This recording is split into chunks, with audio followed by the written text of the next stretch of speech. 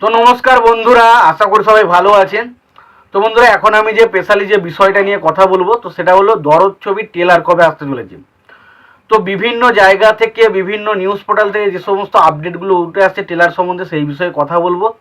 এবং তার পাশাপাশি দরদ ছবি নিয়ে বেশ কিছু কথা রয়েছে, সেগুলো আপনার সঙ্গে শেয়ার করার চেষ্টা করব।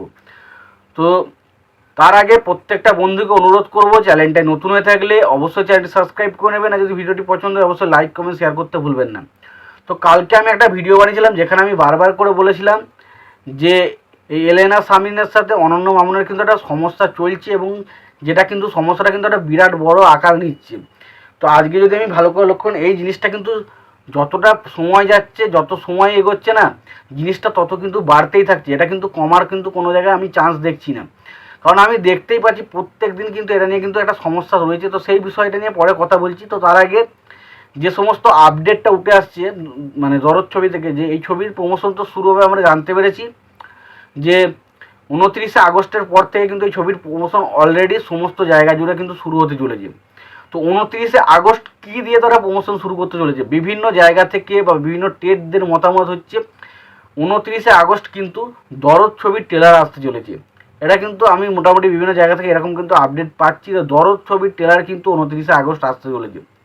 এবার যদি 29শে আগস্ট ট্রেলারটা আসে, তো দেখা যাক ট্রেলারটা কতটা ইম্প্যাক্টফুল হয় এবং কতটা মানুষকে আকৃষ্ট করে। যেমন তুফানের ট্রেলার একটা অন্য রকম হয়েছিল, যেটা থেকে একটা আলাদাই কিন্তু হাইপ কিন্তু সৃষ্টি করতে পেরেছিল।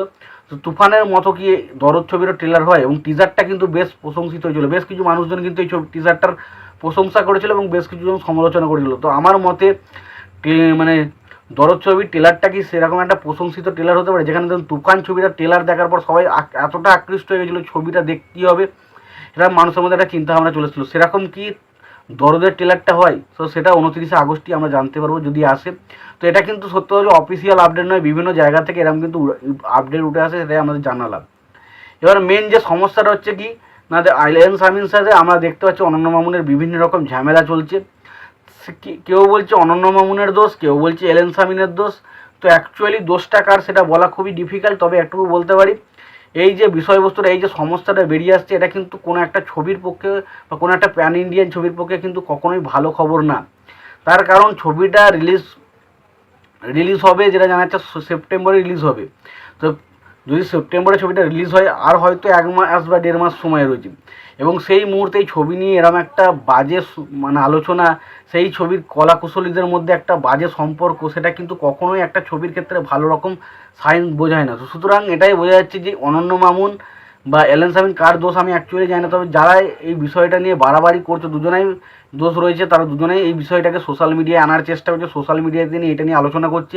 তো আমার মতে এই বিষয়টাকে সোশ্যাল মিডিয়া থেকে অনেকটা দূরে নিয়ে যাওয়া উচিত, কারণ এই জিনিসটা কিন্তু সবাই দেখছে, সবাই কিন্তু তাদের মতামত রাখছে, কারো কাছে কিন্তু জিনিসটা খুব হাসির পাত্র হয়ে উঠছে। তো আমার এটাই বলার যে এই বিষয়টা থেকে আস্তে আস্তে দূরে সরে যাওয়া, এবং আস্তে আস্তে নিজেদের মধ্যে কি সমস্যাটা তারা নিজেরা পার্সোনালভাবে মিটিয়ে নেওয়াটাই আমি মনে করি বেটার। যেখানে সোশ্যাল মিডিয়া এলে জিনিসটা কিন্তু কখনোই থামবে বলে আমার মনে হয়, সেটা বরঞ্চ আরও বাড়তে পারে। তো সোশ্যাল মিডিয়া থেকে বেরিয়ে গিয়ে এটা মোটামুটি নিজেদের মধ্যে আলোচনা করে মিটিয়ে নেওয়াটাই আমার পক্ষে মনে হয় যথেষ্ট উপযুক্ত কাজ হবে। তোমাদের এই বিষয়ে কি মতামত তোমরা জানিও। তোমাদের যদি ভিডিওটি পছন্দ হয়ে থাকে লাইক কমেন্ট শেয়ার করে দিও। চ্যানেলটা নতুন হয়ে থাকলে অবশ্যই চ্যানেল সাবস্ক্রাইব করে নিয়ে পাশে বেল আইকনটা অবশ্যই প্রেস করে দিও। ভালো থেকো, সুস্থ থেকো, দেখাচ্ছি পরে।